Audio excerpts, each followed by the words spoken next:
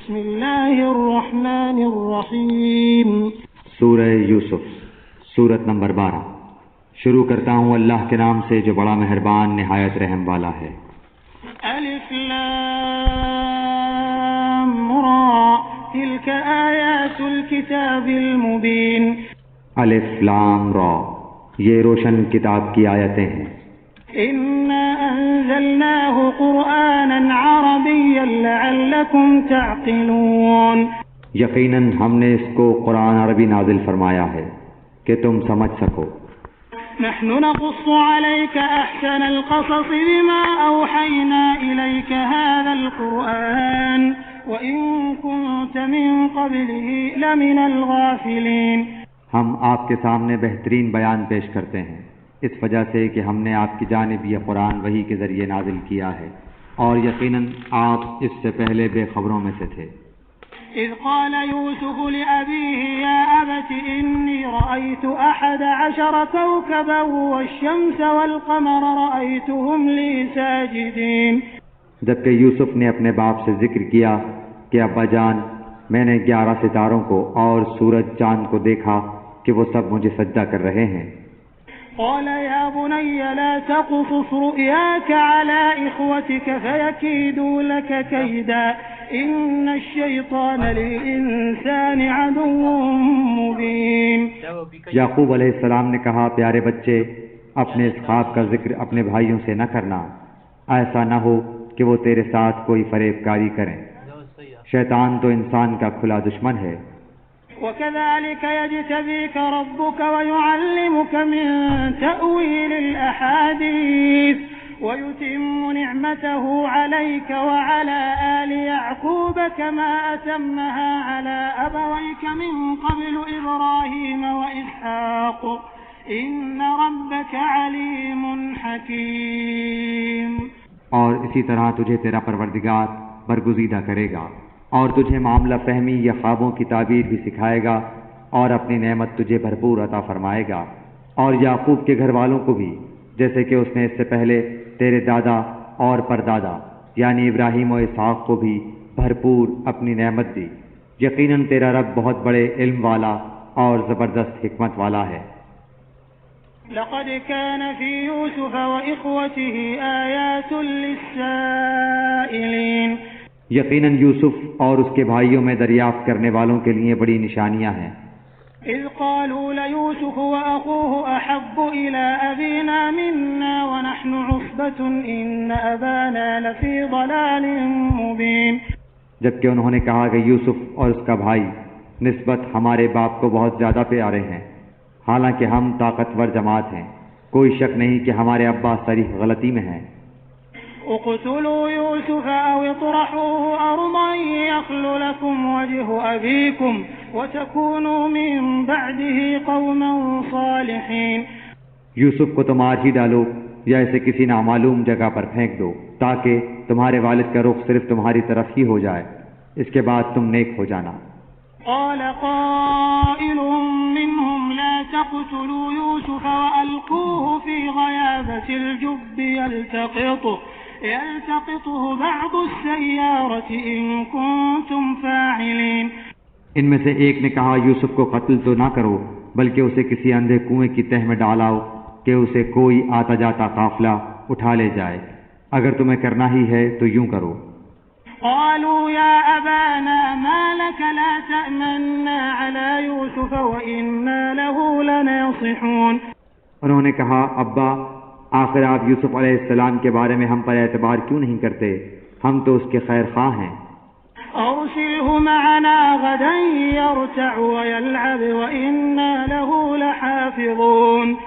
کل آپ اسے ضرور ہمارے ساتھ بھیج دیجئے کہ خوب کھائے پیے اور کھیلے، اس کی حفاظت کے ہم ذمہ دار ہیں۔ قال إني ليحزنني أن تذهبوا به وأخاف أن يأكله الذئب وأنتم عنه غافلون۔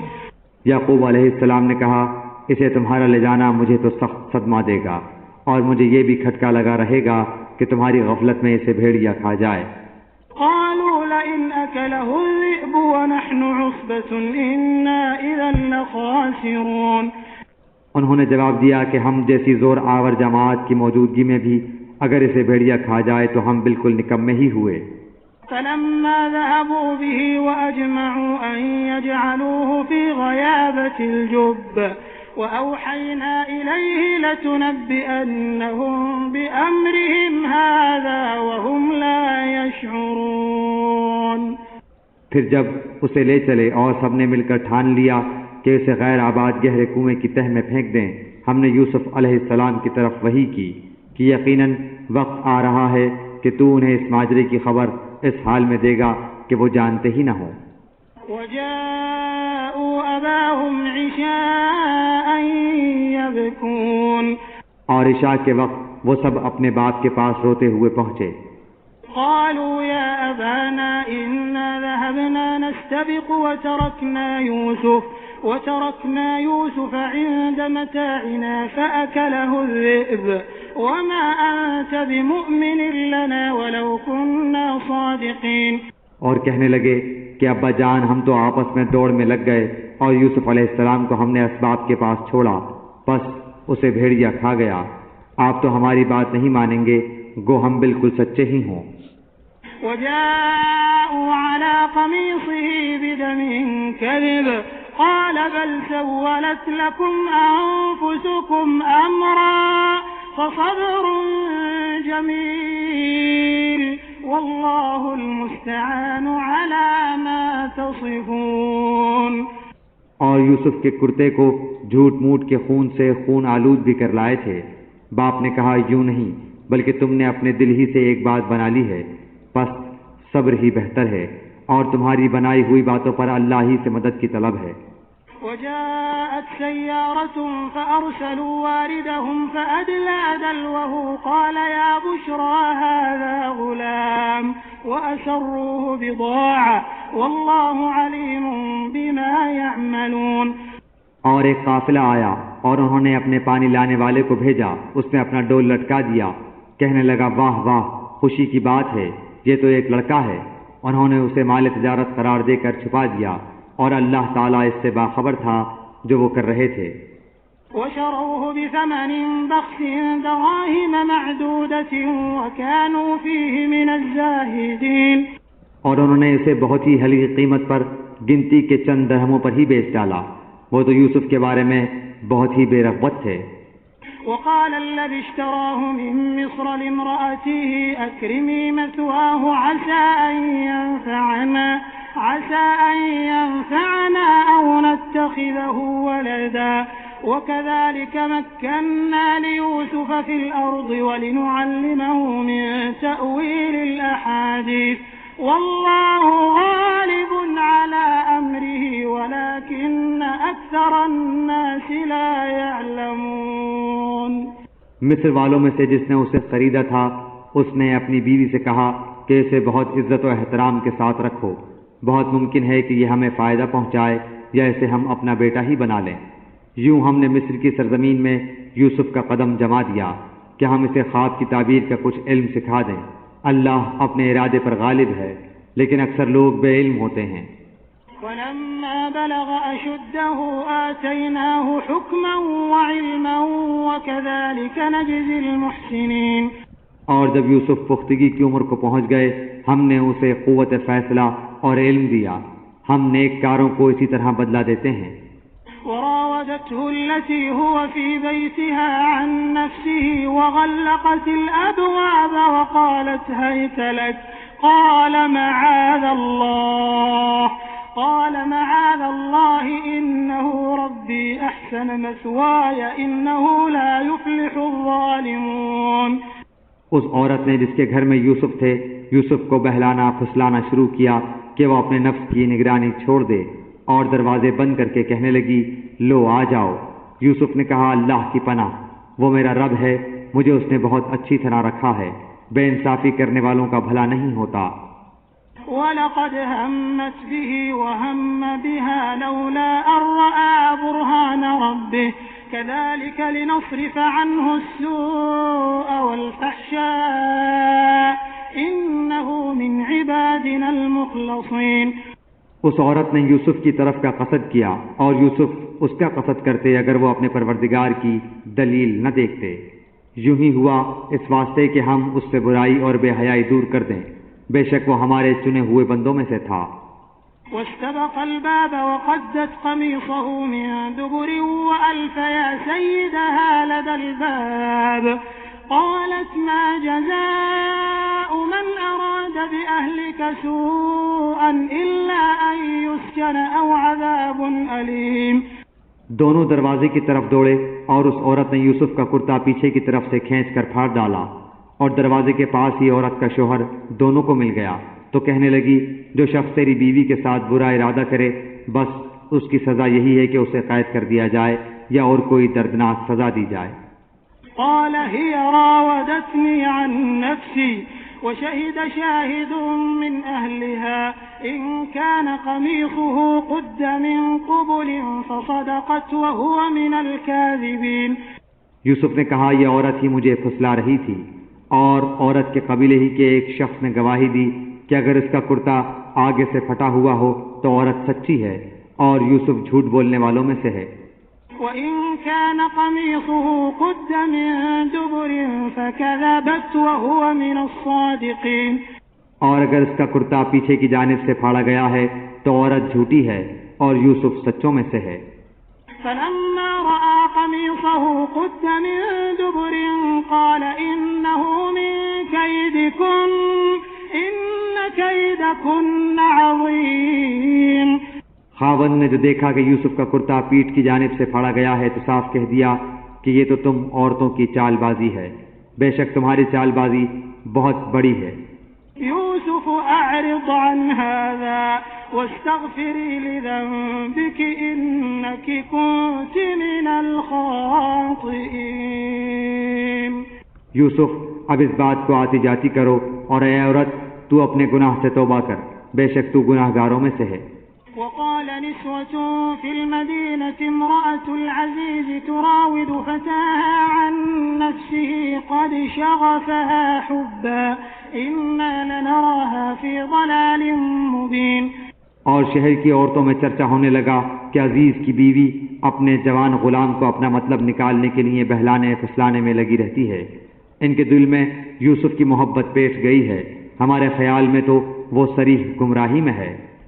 فلما سمعت بمكرهن أرسلت إليهن وأعتدت لهن متكئا وآتت كل واحدة منهن سكينا وقالت اخرج عليهم فلما رأينه أكبرنه وقطعن أيديهن وقلن حاش لله ما هذا بشرا إن هذا إلا ملك كريم۔ اس نے جب ان کی اس پرفریب غیبت کا حال سنا تو انہیں بلوا بھیجا اور ان کے لیے ایک مجلس مرتب کی اور ان میں سے ہر ایک کو چھری دی اور کہا اے یوسف ان کے سامنے چلے آؤ۔ ان عورتوں نے جب اسے دیکھا تو بہت بڑا جانا اور اپنے ہاتھ کاٹ لیے، اور زبان سے نکل گیا کہ حاشا اللہ، یہ انسان تو ہرگز نہیں، یہ تو یقیناً کوئی بہت ہی بزرگ فرشتہ ہے۔ قالت فذلكن الذي لمتنني فيه ولقد راودته عن نفسه فاستعصم ولئن لم يفعل ما آمره ليسجنن وليكون من الصاغرين۔ اس وقت عزیز مصر کی بیوی نے کہا یہی ہیں جن کے بارے میں تم مجھے تانے دے رہی تھی، میں نے ہر چند اس سے اپنا مطلب حاصل کرنا چاہا لیکن یہ بال بچا رہا، اور جو کچھ میں اس سے کہہ رہی ہوں اگر یہ نہ کرے گا تو یہ یقیناً قید کر دیا جائے گا اور بے شک یہ بہت ہی بے عزت ہوگا۔ قال رب السجن احب الی مما يدعوننی الیہ وإلا تصرف عني كيدهن أصب إليهن وأكن من الجاهلين۔ یوسف علیہ السلام نے دعا کی کہ آئے میرے پروردگار، جس بات کی طرف یہ عورتیں مجھے بلا رہی ہیں اس سے تو مجھے جیل خانہ بہت پسند ہے، اگر تو نے ان کا فن فریب مجھ سے دور نہ کیا تو میں تو ان کی طرف مائل ہو جاؤں گا اور بالکل نادانوں میں جا ملوں گا۔ فاستجاب له ربه فصرف عنه كيدهن إنه هو السميع العليم۔ اس کے رب نے اس کی دعا قبول کر لی اور ان عورتوں کے داؤ پیچ اس سے پھیر دیے، یقیناً وہ سننے والا جاننے والا ہے۔ ثم بدا لهم من بعد ما رأوا الآيات ليسجننه حتى حين۔ پھر ان تمام نشانیوں کے دیکھ لینے کے بعد بھی انہیں یہی مصلحت معلوم ہوئی کہ یوسف کو کچھ مدت کے لیے قید خانے میں رکھیں۔ ودخل معه السجن فتيان قال أحدهما إني أراني أعصر خمرا وقال الآخر إني أراني أحمل فوق رأسي خبزا تأكل الطير منه نبئنا بتأويله إنا نراك من المحسنين۔ اس کے ساتھ ہی دو اور جوان بھی جیل خانے میں داخل ہوئے۔ ان میں سے ایک نے کہا کہ میں نے خواب میں اپنے آپ کو شراب نچوڑتے دیکھا ہے، اور دوسرے نے کہا میں نے اپنے آپ کو دیکھا ہے کہ میں اپنے سر پر روٹی اٹھائے ہوئے ہوں جسے پرندے کھا رہے ہیں۔ ہمیں آپ اس کی تعبیر بتائیے، ہمیں تو آپ خوبیوں والے شخص دکھائی دیتے ہیں۔ قال لا يأتيكما طعام ترزقانه إلا نبأتكما بتأويله قبل أن يأتيكما ذلكما مما علمني ربي إني تركت ملة قوم لا يؤمنون بالله وهم بالآخرة هم كافرون۔ یوسف نے کہا تمہیں جو کھانا دیا جاتا ہے اس کے تمہارے پاس پہنچنے سے پہلے ہی میں تمہیں اس کی تعبیر بتلاؤں گا۔ یہ سب اس علم کی بدولت ہے جو میرے رب نے مجھے سکھایا ہے۔ میں نے ان لوگوں کا مذہب چھوڑ دیا ہے جو اللہ پر ایمان نہیں رکھتے اور آخرت کے بھی منکر ہیں۔ واتبعت ملة آبائي إبراهيم وإسحاق ويعقوب ما كان لنا أن نشرك بالله من شيء ذلك من فضل الله علينا وعلى الناس ولكن أكثر الناس لا يشكرون۔ میں اپنے باپ دادوں کے دین کا پابند ہوں، یعنی ابراہیم و اسحاق اور یعقوب کے دین کا۔ ہمیں ہرگز یہ سزاوار نہیں کہ ہم اللہ تعالیٰ کے ساتھ کسی کو بھی شریک کریں۔ ہم پر اور تمام اور لوگوں پر اللہ تعالیٰ کا یہ خاص فضل ہے، لیکن اکثر لوگ ناشکری کرتے ہیں۔ يا صاحبي السجن أأرباب متفرقون خير أم الله الواحد القهار۔ اے میرے قید خانے کے ساتھیوں، کیا متفرق کئی ایک پروردگار بہتر ہیں یا ایک اللہ زبردست طاقتور؟ ما تعبدون من دونه إلا أسماء سميتموها أنتم وآباؤكم ما أنزل الله بها من سلطان إن الحكم إلا لله أمر أن لا تعبدوا إلا إياه ذلك الدين القيم ولكن أكثر الناس لا يعلمون۔ اس کے سوا تم جن کی پوجا پاٹ کر رہے ہو وہ سب نام ہی نام ہیں جو تم نے اور تمہارے باپ دادوں نے خود ہی گھڑ لیے ہیں۔ اللہ تعالیٰ نے ان کی کوئی دلیل نازل نہیں فرمائی۔ فرما روائی صرف اللہ تعالیٰ ہی کی ہے۔ اس کا فرمان ہے کہ تم سب سوائے اس کے کسی اور کی عبادت نہ کرو، یہی دین درست ہے، لیکن اکثر لوگ نہیں جانتے۔ يا صاحبي السجن أما أحدكما فيسقي ربه خمرا وأما الآخر فيصلب فتأكل الطير من رأسه قضي الأمر الذي فيه تستفتيان۔ اے میرے قید خانے کے رفیقو، تم دونوں میں سے ایک تو اپنے بادشاہ کو شراب پلانے پر مقرر ہو جائے گا، لیکن دوسرا سولی پر چڑھایا جائے گا اور پرندے اس کا سر نوچ نوچ کھائیں گے۔ تم دونوں جس کے بارے میں تحقیق کر رہے تھے اس کام کا فیصلہ کر دیا گیا۔ وقال للذي ظن أنه ناج منهم اذكرني عند ربك فأنساه الشيطان ذكر ربه فلبث في السجن بضع سنين۔ اور جس کی نسبت یوسف کا گمان تھا کہ ان دونوں میں سے یہ چھوٹ جائے گا، اس سے کہا کہ اپنے بادشاہ سے میرا ذکر بھی کر دینا۔ پھر اسے شیطان نے اپنے بادشاہ سے ذکر کرنا بھلا دیا اور یوسف نے کئی سال قید خانے میں ہی کاٹے۔ وقال الملك إني أرى 7 بقرات سمان يأكلهن 7 عجاف و7 سنبلات خضر وأخر يابسات يا أيها الملأ أفتوني في رؤياي إن كنتم للرؤيا تعبرون۔ بادشاہ نے کہا میں نے خواب میں دیکھا ہے کہ 7 موٹی تازی فرما گائیں ہیں جن کو 7 لاغر دبلی پتلی گائیں کھا رہی ہیں، اور 7 بالیاں ہیں ہری ہری اور دوسری 7 بالکل خشک۔ اے درباریو میرے اس خواب کی تعبیر بتلاؤ اگر تم خواب کی تعبیر دے سکتے ہو۔ قالوا أضغاث أحلام وما نحن بتأويل الأحلام بعالمين۔ انہوں نے جواب دیا کہ یہ تو اڑتے اڑاتے پریشان خواب ہیں، اور ایسے شوریدہ پریشان خوابوں کی تعبیر جاننے والے ہم نہیں۔ وقال الذي نجا منهما وادكر بعد أمة أنا أنبئكم بتأويله فأرسلون۔ ان 2 قیدیوں میں سے جو رہا ہوا تھا اسے مدت کے بعد یاد آ گیا اور کہنے لگا میں تمہیں اس کی تعبیر بتلاؤں گا، مجھے جانے کی اجازت دیجیے۔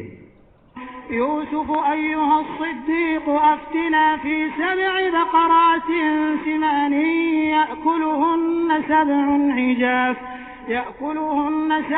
عجاف و7 سنبلات خضر وأخر يابسات لعلي أرجع إلى الناس لعلهم يعلمون۔